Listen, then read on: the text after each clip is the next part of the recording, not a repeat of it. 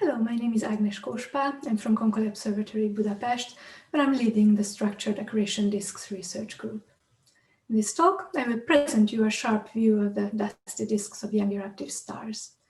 I will mostly focus on results from our ALMA survey of FU Orionis-type stars, but I will also show you some other observations of the prototypes FU Orionis and EX Lupi. From my collaborators, I'd like to highlight the contributions of my postdocs Fernando Crucente, who did the ALMA data reduction and visibility space fitting, and Jacob White, who fitted the radiative transfer models. To give a bit of context, protostellar accretion and disk evolution is often imagined as smooth processes that happen over hundreds of thousands or millions of years. Actually, this is not true. In reality, accretion is inhomogeneous both in space and time.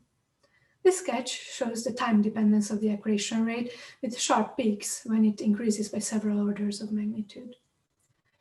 There are indications both from numerical studies and from observations that it happens like that. There are several theories in the literature to explain what causes the enhanced accretion, typically involving thermal or gravitational instability. As an example, I'm showing here a snapshot of the inner disk from hydrodynamical simulations done by my colleague Konkoly, where you can see a dense ring. The graph shows a peak in the accretion rate when this ring became unstable and was accreted onto the star. Observationally, there is a special group of low-mass primary sequence stars called young eruptive objects. In the top left, you can see light curves of some of the most famous examples. At the top, there is FU Orionis, the prototype of fjords that show decades or century-long outbursts. And at the bottom, you can see EX Lupi, the prototype of exors that show shorter repetitive eruptions. During these events, the bolometric luminosity of the system increases from a few solar luminosities to several tens or even hundreds of solar luminosities, while the accretion rate increases by orders of magnitude. The increased heating, which is illustrated in this artist impression figure in the bottom left, affects different properties of the disk. Outbursts may change the disk structure by blowing away some dust, or change the mineralogy by crystallizing silicate grains. They can also change the chemistry by catalyzing certain reactions, bringing molecules into the gas phase, or moving the snow line. So our motivation for the present work was to figure out what the disk structure looks like for young eruptive stars. So of course, this is what we would expect, right? Nice rings and gaps, or spiral arms and shadows and such. So how do we measure young eruptive stars? These are some examples of the instrumentation we used. In the near and mid-infrared, we can use the VLT. In the millimeter, submillimeter, we can use SMA, ALMA, or NOIMA. And in the radio, we can use the VLA. We are doing basically two types of studies: surveys of large samples and detailed studies of individual objects, especially the prototypes FU Orionis and EX Lupi. Let's start with the prototypes. This is what EX Lupi and FU Orionis look like at millimeter wavelengths and in the scattered light in the H band at 1.6 micrometer.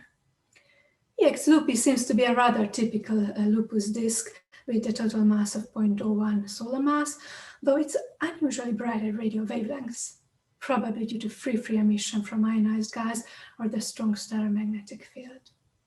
In the near infrared, we see a feature that is due to scattered light from the inner edge of an inclined disk just outside of a depleted region. This suggests that the disk of EX Lupi also has a ring gap structure.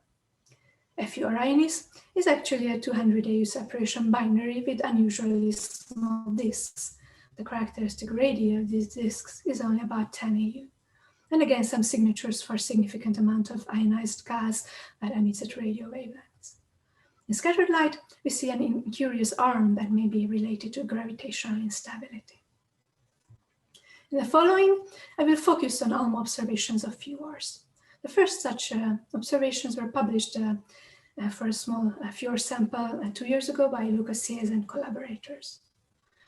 This showed the 1.3 millimeter dust continuum emission with a 0.25 by 0.17 arcsecond beam. They found characteristic disk radii between 21 and 42 AU and disk masses between 0.08 and about half solar mass. So what do we see for a larger sample?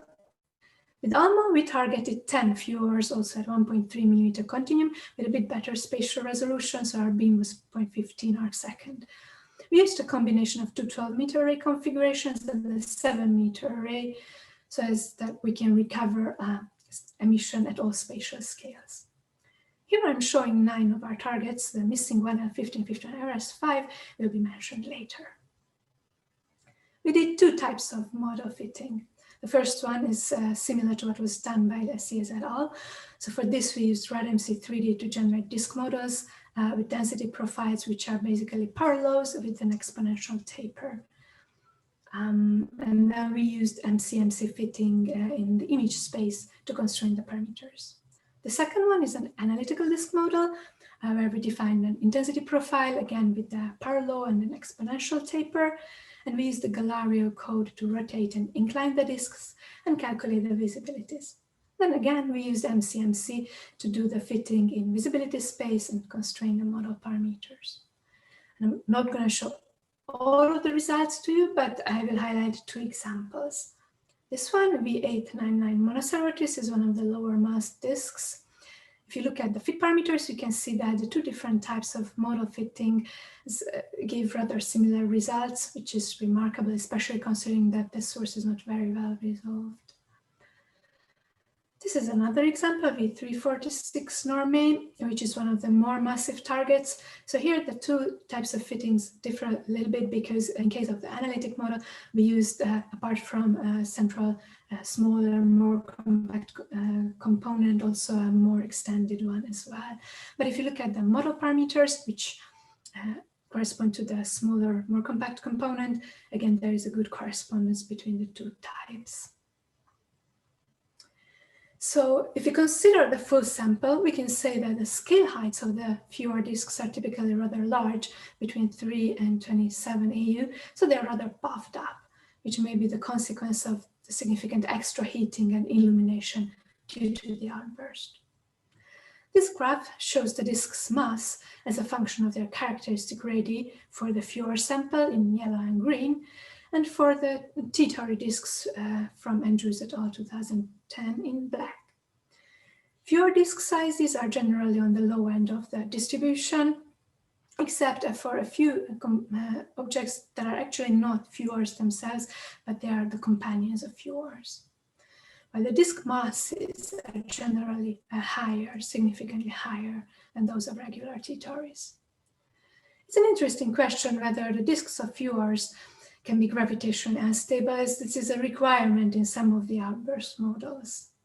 This can be checked using the Thunre criterion. This is illustrated here in this graph.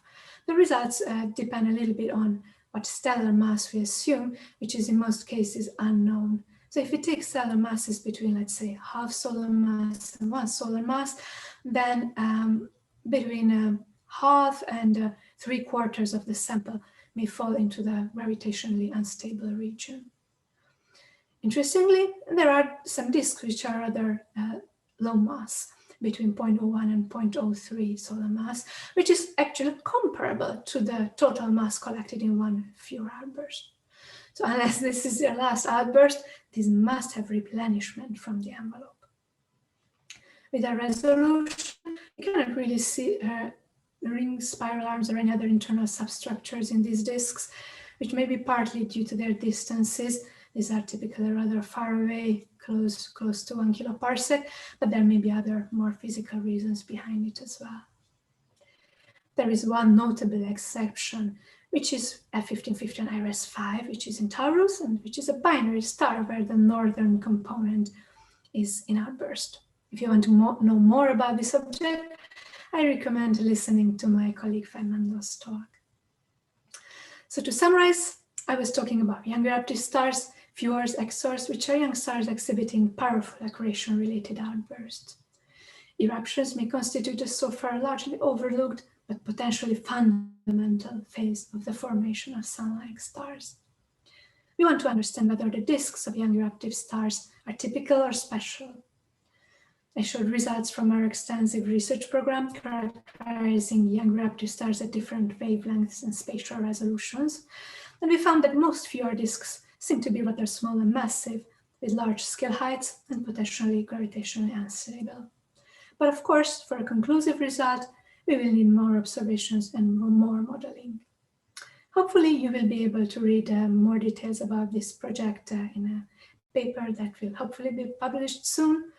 And if you have questions, I'd be happy to contact and talk to you during the conference. Thank you for watching. Bye-bye.